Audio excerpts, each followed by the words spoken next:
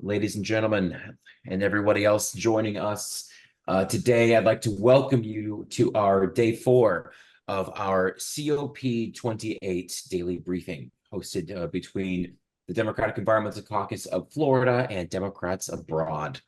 Oh boy, it looks, at least from the news, that there is some action. Typically on the weekends, COP never really does a lot. There's mostly just this time for interactions, discussions, the networking processes. But apparently today was Climate and Health Day at COP. We have a bunch of folks who've got boots on the ground over in Dubai right now. So we're going to go ahead and immediately go to them to see how they're feeling about their health, about climate's health, about the health in general. So, Dana, I'm going to pass it to you immediately. What have you been seeing on the ground at the Climate and Health Day at COP28? Well, this is the first time that health and climate have been linked and addressed as a theme day at one of the COPs. It's been very interesting, and there's been a lot of enthusiasm about it. We have been looking at finance of health systems because, of course, climate disasters affect people's health. I've also been looking today at a number of sessions that are addressing early warning systems, which are being disseminated around the world in countries, so that when storms come, when floods come, when fires come, they are able to warn the citizens and avoid catastrophic health consequences. We saw that also in Hawaii recently, in Maui, that there were massive fires and the citizens were not warned adequately. So I think it's an important issue for us to discuss today, and I'm very pleased that the COP conference has now drawn a acute focus to this issue. I agree, Dana, and it seems like COP28 would be one of the best ways to shout that alarm system and to get that alarm system set up and going. As probably many of you know, climate change is going to cause issues with regard to food security, with regard to health security, and it's going to be very, very fast and immediate when we start experiencing these issues. So the fact that COP28 is interested in hosting a day with regard to climate and health is extraordinarily nice, I think. John, do you have anything to weigh in here with regard to Climate and Health Day at COP28? Well, I'm here in the Rotary Pavilion. It's their first time participating in the UN Climate Conference. So very interesting pavilion and discussions going on here. Many of the folks may not be aware, but health is a big priority of Rotary International. It's one of the largest civic groups in the world, extremely large in the United States, very prominent in my community. And internationally, they focus on polio eradication. They take on the polio issue as far as vaccinations, and also they stress water and sanitation in developing countries. And actually, that's how I became involved in Rotary International, or more actively engaged as a Rotarian years ago, delivering clean water systems. Fouled water, contaminated water is one of the biggest drivers of infant mortality and mortality among young children globally. So delivering clean water is an essential step in improving the health of a nation, of a community. And then sanitation, of course, wastewater, a major transmission agent for a number of diseases around the world. So Rotary is heavily involved in health and had some conversations on that today. And looking forward to talking a little bit about some of the roundtables we had here at the Rotary and some of the other pavilions that I visited. Yeah, it's honestly great to see that Rotary is having a presence at COP finally. I think you and I both have attended, and shout out to LaBelle, Florida for their Rotarian group. I was a part of them for many years. Yes, like I think 16 to 19 years old. Wonderful, wonderful group of folks down there. And it's really good to see that Rotary is stepping in. I do know that their eradication or attempts to eradicate polio have been remarkably successful in all the times that they've attempted to go and administer the vaccines across the globe. So they're stepping into something like the COP events, and climate change, I think, is a logical next step in order to prevent other major diseases from scaling up unnecessarily due to climate change issues. Other major headlines today, before we get into any of those roundtable discussions, it seems like a lot of tension continues to be had at COP28 with regard to fossil fuels. The COP28 president has said multiple times on December 3rd, that there's no science behind the demands to phase out fossil fuels. And this also comes as, again, Secretary General Antonio Guterres consistently goes and hammers, tries to hammer them home about, yes, there's plenty of science about phasing out fossil fuels. And then ExxonMobil CEO jumping into saying that COP28 should focus on reducing emissions, not phasing out fossil fuels. So it's actually quite interesting to see these dynamics play out between the hosts of COP28, Sultan Aboujaoude, and then the actual rest of the scientific community, who are consistently reminding them that there's probably every single tad bit of scientific evidence to suggest phasing out fossil fuels is the biggest priority that we can be focusing on right now at the COP events.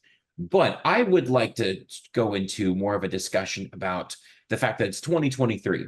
We are sitting a legitimate 8 years after the Paris Climate Accords, when every nation across the globe came together and signed that remarkable treaty, admitting that not only does climate change exist, but it's extraordinarily important that we do everything possible to limit warming to 1.5 degrees Celsius.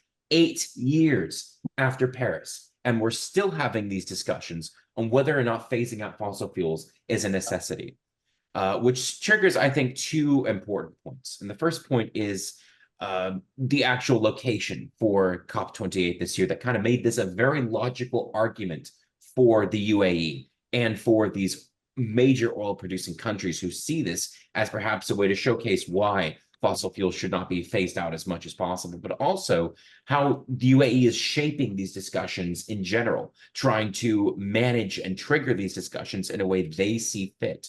So I think we'll go first to Dana, if you have anything to weigh in here on this extraordinarily tenuous topic at COP28.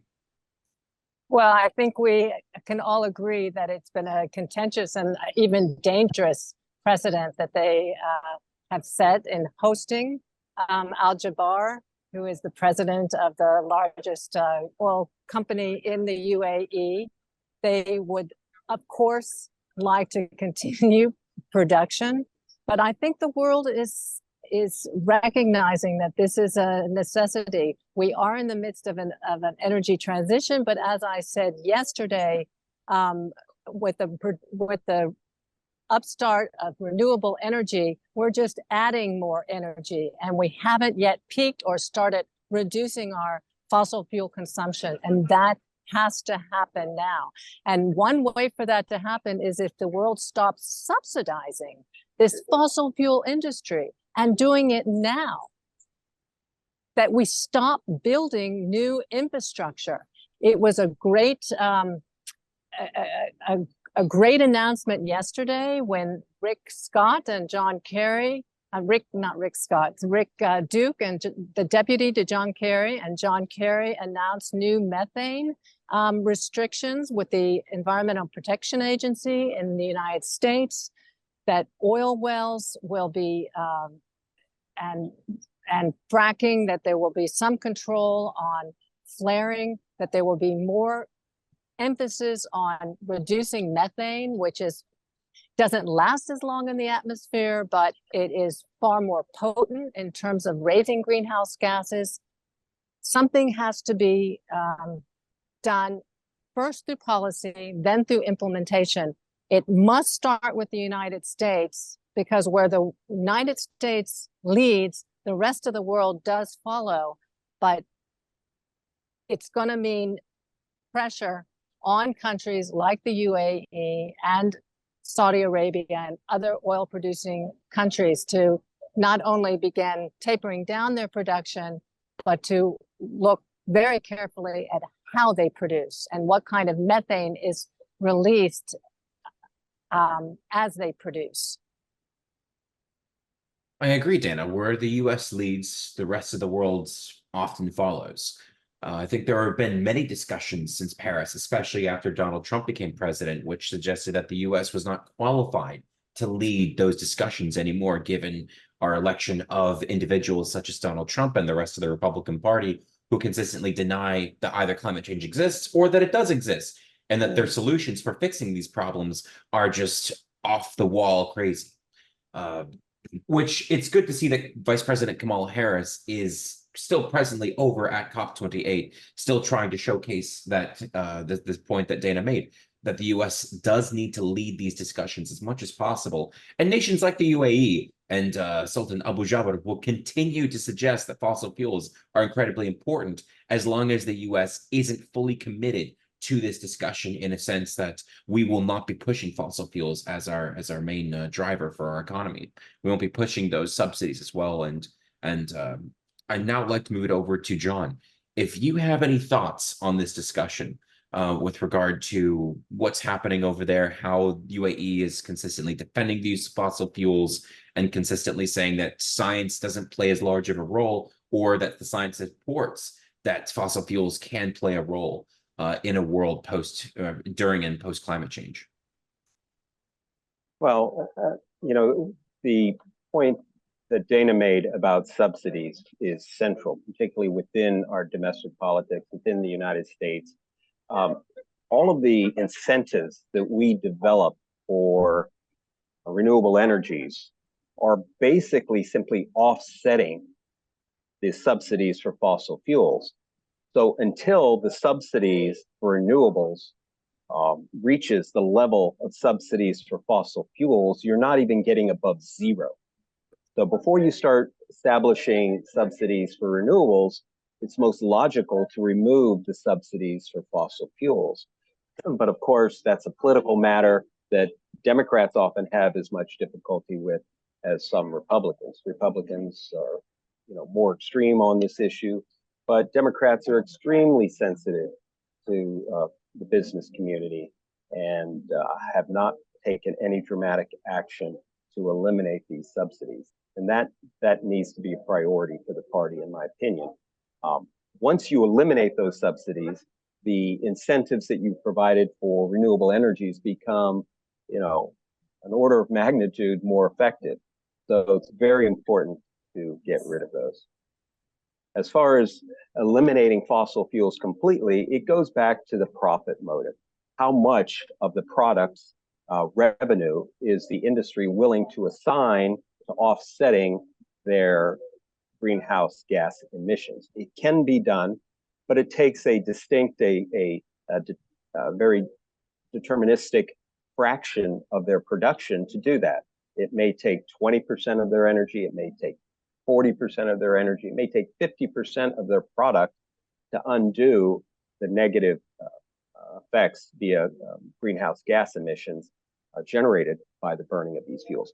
It's highly unlikely that the fossil fuel industry would be interested in allocating that much of their production to offsetting their externalities, particularly in an environment where the renewables energy, the costs of renewable energies are consistently declining year after year.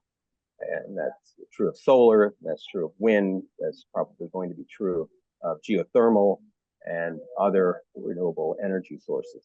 So it's a good concept. It may be effective in greenwashing the issue, but I'm not so sure that it would be a practical effect. In other words, that they would be willing to, the industry would be willing to allocate a significant fraction of their production to removal of carbon dioxide from the atmosphere. It would seem that that discussion ought to be a priority prior to us attempting to figure out when we level off the use of fossil fuels and finally remove it from our system entirely. How much of that discussion are you seeing at COP, if any, with regard to how fossil fuel industry divests some of their energy production into those forms of future planning? Well, they're talking in platitudes right now. They're talking in concepts. They're not talking hard numbers. They're in a position to talk hard numbers at any given point. The current level of technology determines how much of their product would be required to offset their emissions. But they don't talk about that. As an engineer, you can state the concept and then immediately you need to start discussing the numbers. But that's not what they're doing. They're hovering around in platitudes. And I think we always seem to have a discussion around carbon accounting as one of the major metrics through which that we can discuss those truly hard numbers, whether or not we're talking about agriculture or oil production, carbon sequestration. An international standard for carbon accounting seems like the first logical step as to what one of these COP conferences ought to be setting out to achieve. If there's any discussion about the use of a carbon accounting metric or standard, that would be really nice to have somebody like that on the program, and hopefully we can find someone like that in the next few days. I will now. I actually encountered someone with exactly that expertise, as well as in the material science area. So hopefully this fellow, Stephen Savarese, a Frenchman whose company is called Technocarbon, and he deals in solar and nuclear, as well as the accounting and some of the materials that go into fabricating the solar. And he's done some very innovative work, and I think we can have an interview with him. That would be wonderful to have somebody like that on the program. Have you been hearing much, John, about carbon capture? And I have been hearing discussions from folks from the UAE that this is, we can go on producing as many fossil fuels and burning them because we're going to have this technology to capture that carbon. We won't be adding to the carbon in the atmosphere and to global warming. I think that's we need to develop this technology. Hopefully 20, 30 years down the line, it will be more advanced, but I think this is a pipe dream for many of these fossil fuel industry workers to be pushing that. I think you're right. Companies, corporations fight tooth and nail to defend every single percentage point of their profit margin. I cannot see one of these companies willingly allocating 10, 20, 30% of their productivity to this direction. Now, when an oil producer talks about carbon capture being a viable alternative or viable option to allow them to continue to produce oil and allow us as Western consumers to burn it, they may be simply not talking about them doing that, them at the wellhead, in effect. As the oil comes out, part of it goes off to market, part of it goes off to the carbon sequester to drive the carbon sequestration industrial process. They may be simply saying, well, we'll continue to sell the oil to you, and as you burn it, you're going to have to invest in the carbon capture, not us, the oil producers. So that's the conversation you need to have even before you start debating the percentage of the product that will be allocated to this. But part of the Inflation Reduction Act are funds that are set aside for the development of these types of technologies. Well, we better be investing huge amounts of money in carbon removal technologies. Not necessarily deploying them now, but going through the scientific and engineering iteration cycles to make it more efficient, to get it down from 50% of the fossil fuel energy to 40%, to 30%, to 20%. And you can do that. Science can pull rabbits out of a hat and be very creative in how they approach this. But you cannot simply have your initial technology and then throw huge amounts of money into scaling up that premature technology, because then all you're doing is you're squandering your resources that could go into improvements through research and development. Exactly. Next, I'd like to turn our segment over to our very own Michael Fidler. Michael, as always, is going to showcase to you what it must feel like to have your boots actually on the ground over in the UAE in Dubai. So, Michael, what's been going on in the photography realm? What do you got for us today? When it comes to photography, COP is real fun. I can tell you that it's really fun. And I take every day 500, 600 images, and then it's very hard to choose the right images for this evening session, because I could just talk about the photos for the whole hour, which I guess you will not allow. So I have just just picked maybe 30 or so images, and let me flip through them so you get an idea how it looks like when it comes to photography here.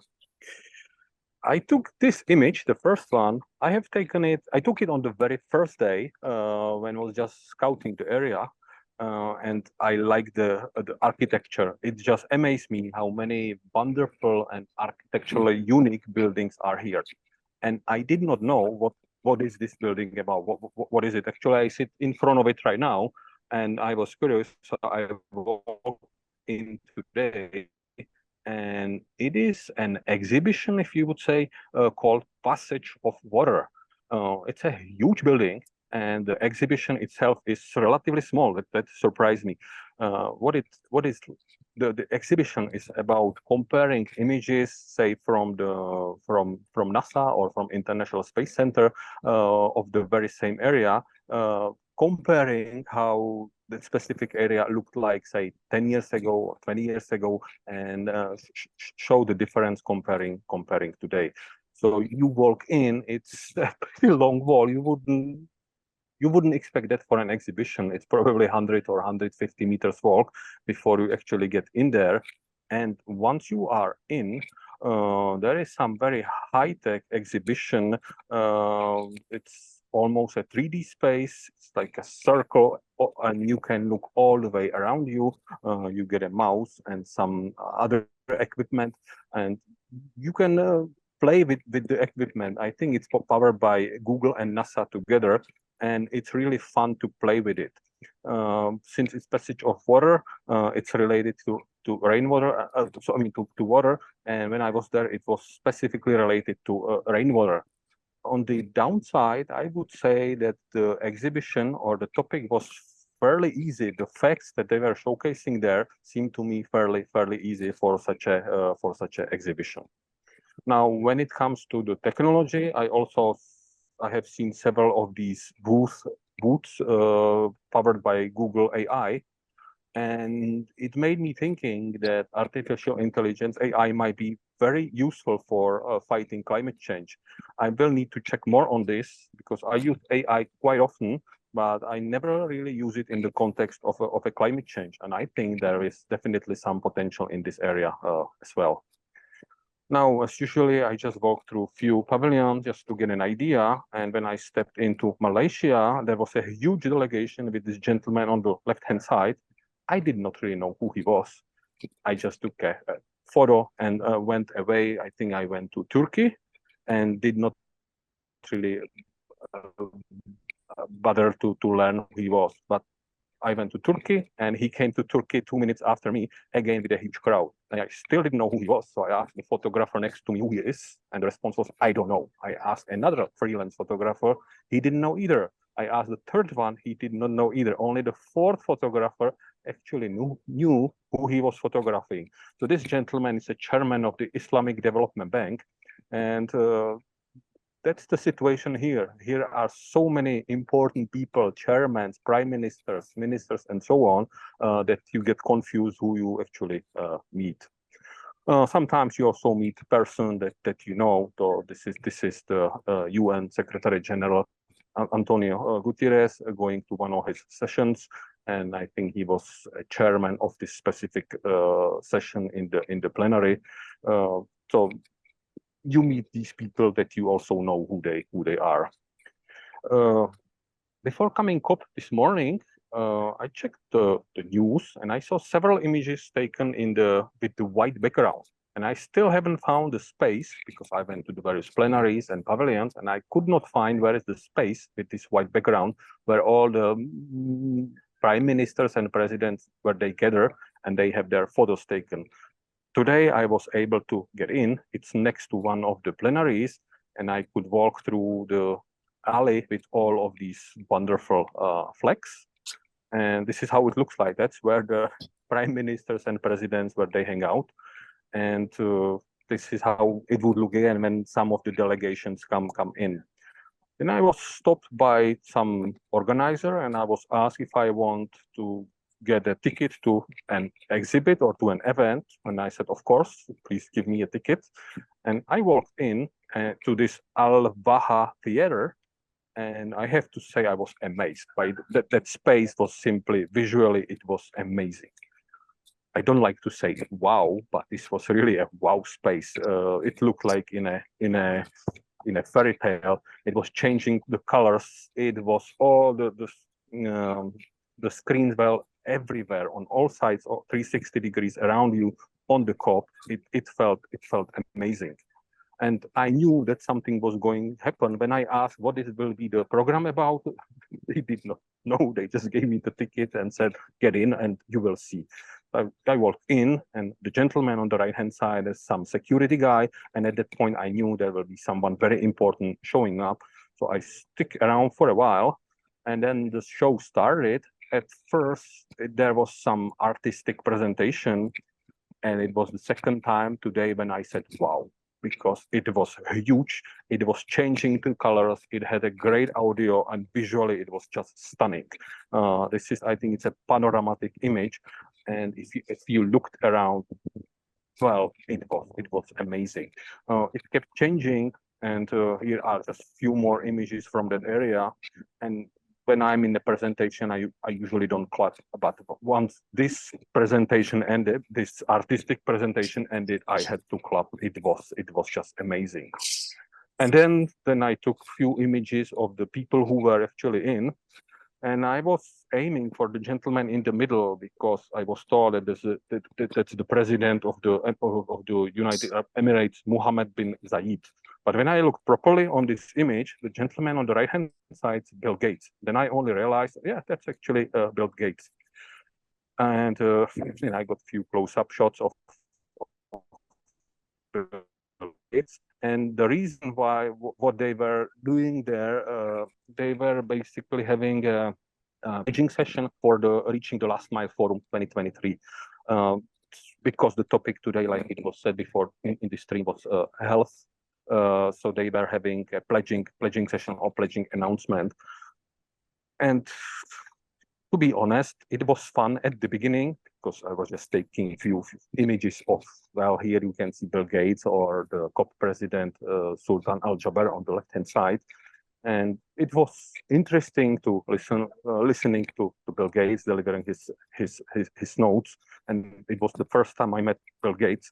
So I did not really listen too much because I was focused on getting the photos sharp and from different angles. But I just checked online, and you can actually watch the pledging session online.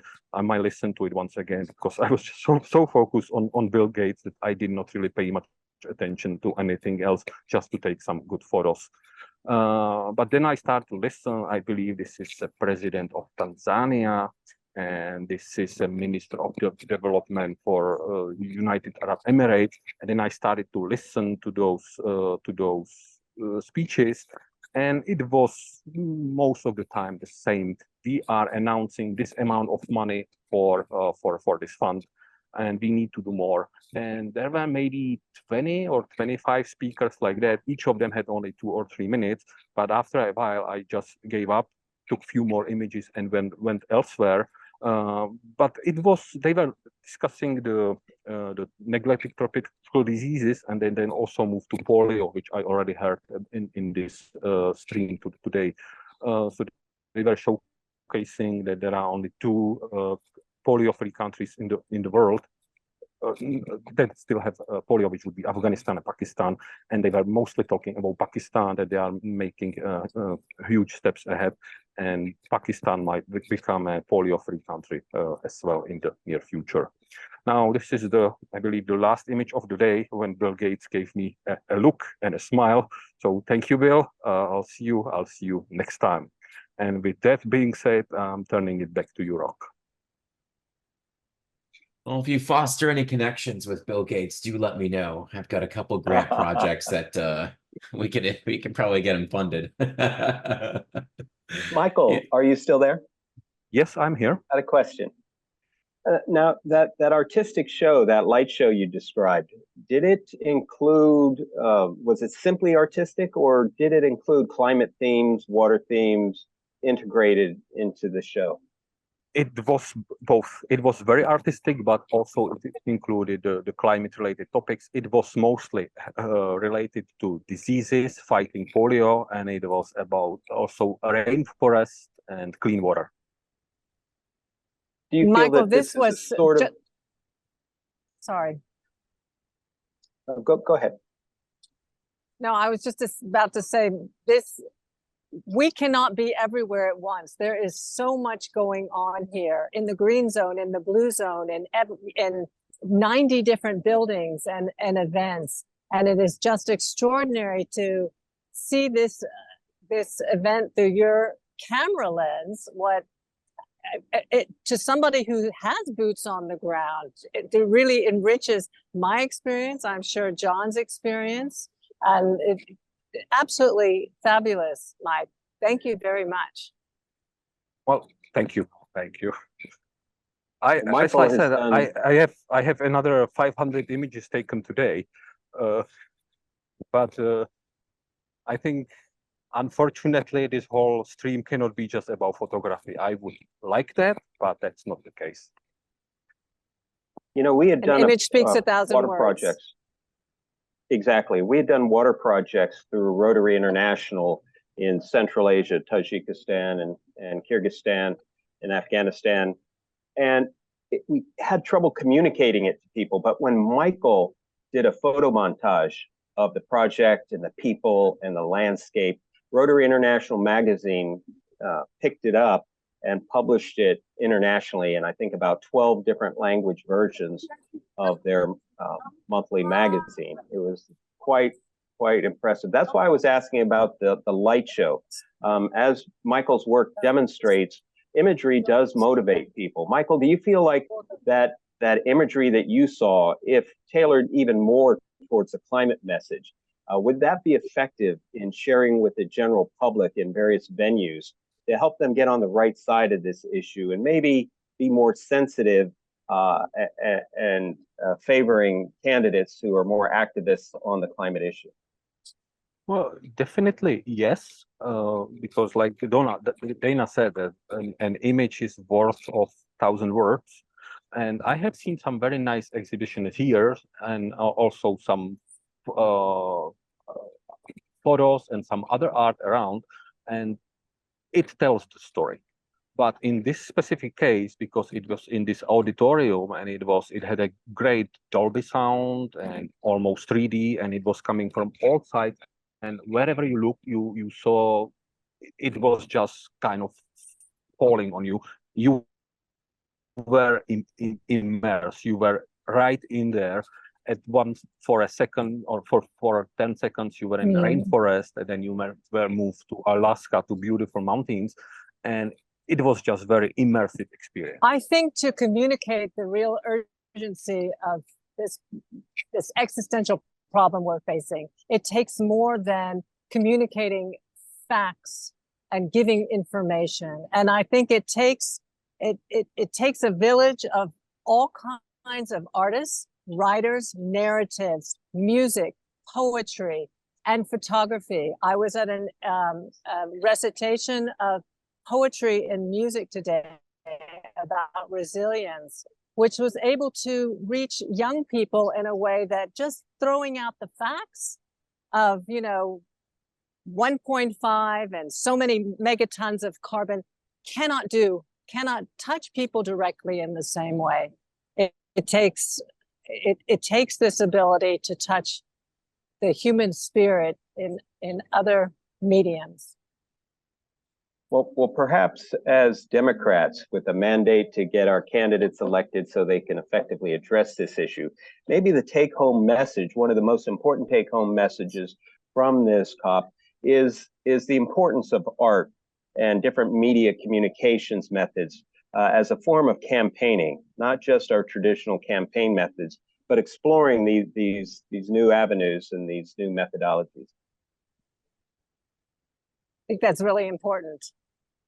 And we are here to support not just Democratic candidates, but Democratic candidates who are really willing to push the envelope and making sure we achieve our climate objectives.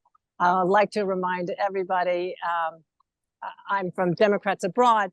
John is the president of the Florida Environmental Caucus, and we are looking forward to 2024 and making sure that every last Democrat, every last person is out there voting up and down the ballot, because all this progress that we're making, it will stop with the Republican administration. So make sure, if you're listening from abroad, make sure when January rolls around that you request your ballot as soon as possible. Help us help the world. Help America lead the world by voting Democrat. Rock, maybe while we're speaking on some of the sessions, you could dig up that photograph that we composed there in Madrid regarding presidential leadership transitions. I thought that was a very good communication tool, political communication tool. Maybe you could find that and bring it up on the screen at some point. But time permitting, I'm happy to start discussing some of the sessions that I attended. Perhaps Dana, you attended some additional sessions that you'd want to talk about. Go ahead, John. All right. Well, I started out by heading over to the Uzbekistan pavilion. They had invited me to come back after a very pleasant visit yesterday. So I went there and heard their Minister of the Environment speak and a number of other speakers.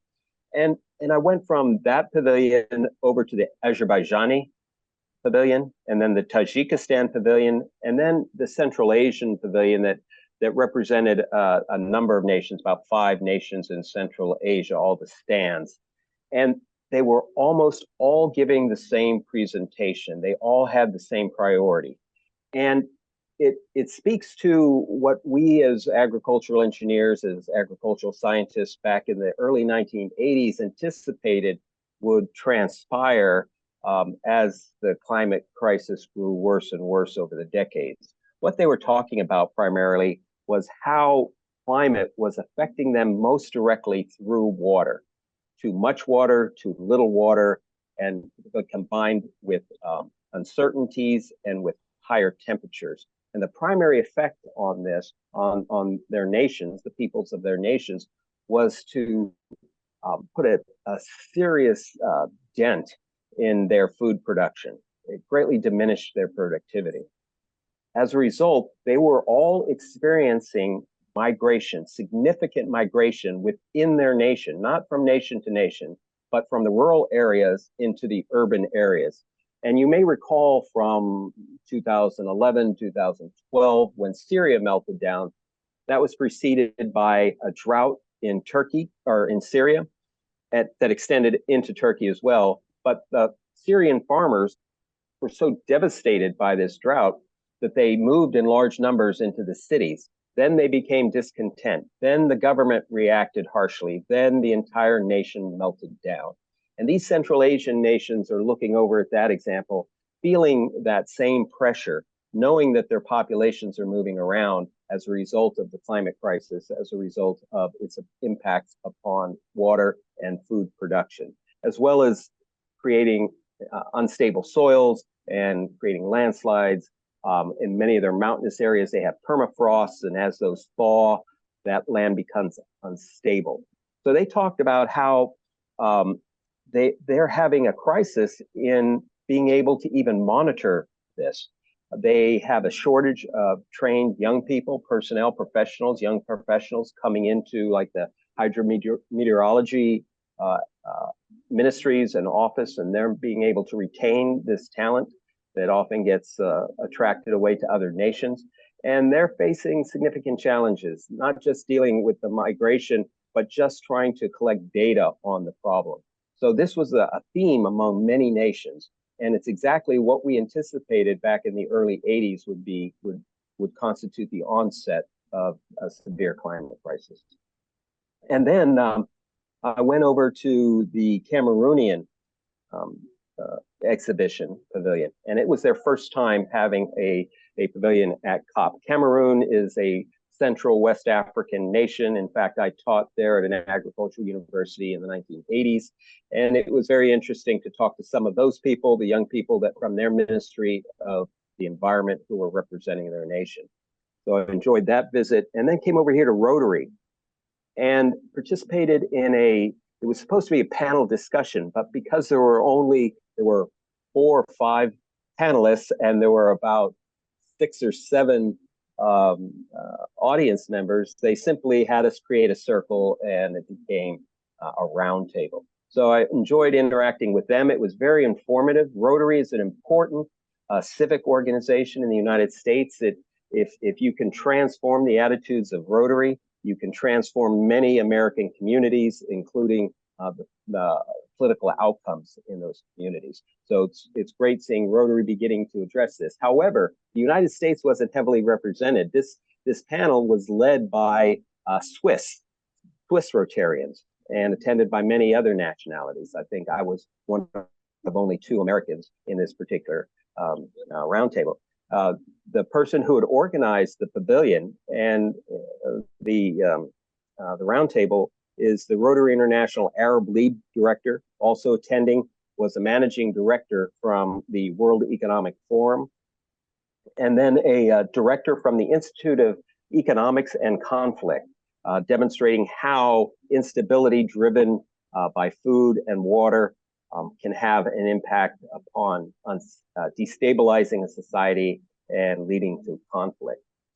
And then a former New Zealand ambassador to the UN was also participating. And then interestingly, also the other American was a farmer, a Florida farmer from Palatka, Hastings area, where I've done some work many years ago. So I'm looking forward to her presentation tomorrow at 3 p.m. I'll be attending that. But they talked about how the business is driven by profit and how do they overcome that issue. They talked about subsidies. They talked about compliance, and they talked, in other words, nations imposing regulations upon the corporations that they had to adhere to in order to maintain their business status. And then about branding.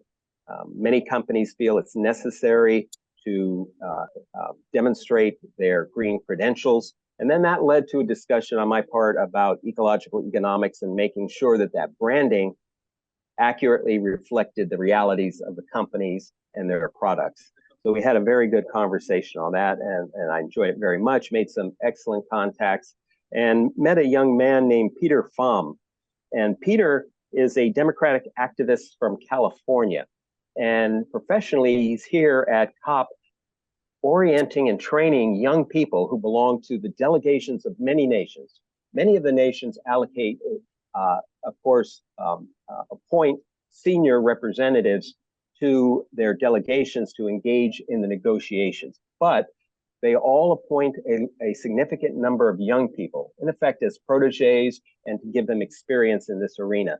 So his responsibility is to help those young people figure out which end is up, how they can effectively engage in the UN process, and help them be more effective overall in their professional development. Now, since he's a Democratic activist and involved in COP, I think he'll make an excellent interview, and we'll have him featured in the coming days. Wonderful. Dana, what sessions have you been attending? Quite a few really inspiring and interesting sessions. A lot of them, as I said, do focus on the intersection of climate and health.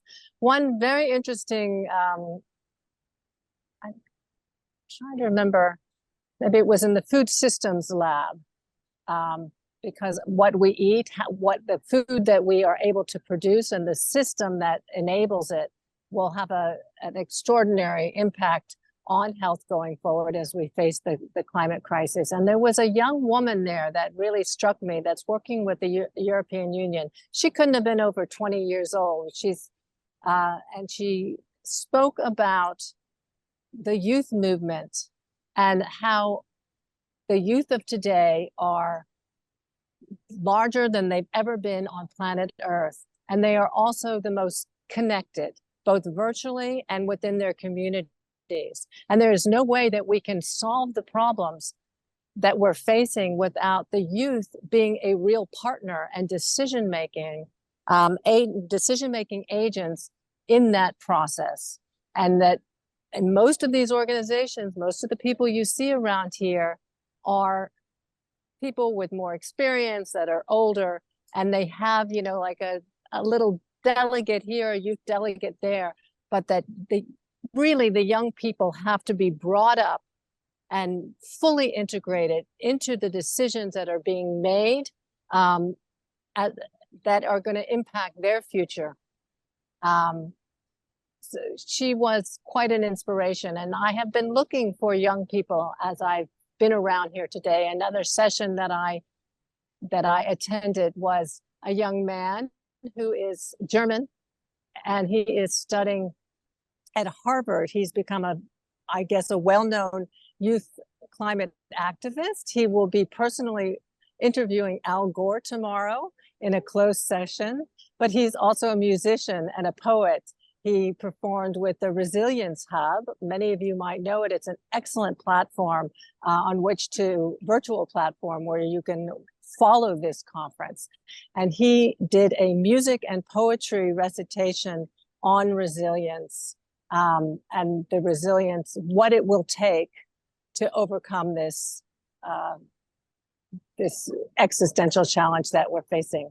Several other sessions that I attended had to do with financing health in the global South, in countries where many of us are living. In the global North, it's the governments that take care of the health, but in the global South, it's really investments and finance from the World Bank, Asian Development Bank, African Development Bank, that Bill Gates Foundation, that need to be partners in helping the global South, helping the more vulnerable communities somehow become resilient and manage to adapt to this climate crisis.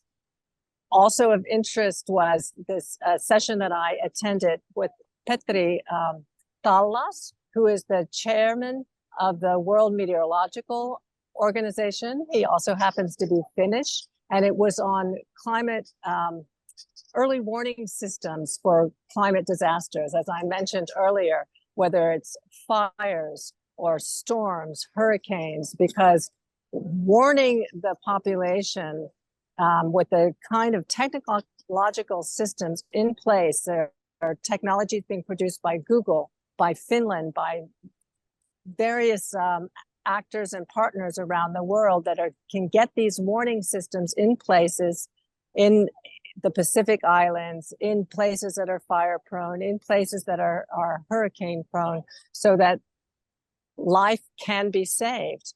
Making climate, in this intersection of climate and environment today with health means that it's putting human beings at the center of that conversation. We're not just saving the planet. We need to save the human beings on the planet and to protect the health of those human beings. And I think that was the central, most important point that this day represented for the first time, being presented at a COP, that we need to really focus on people as well, and the health and prosperity and survival of the human race on this planet.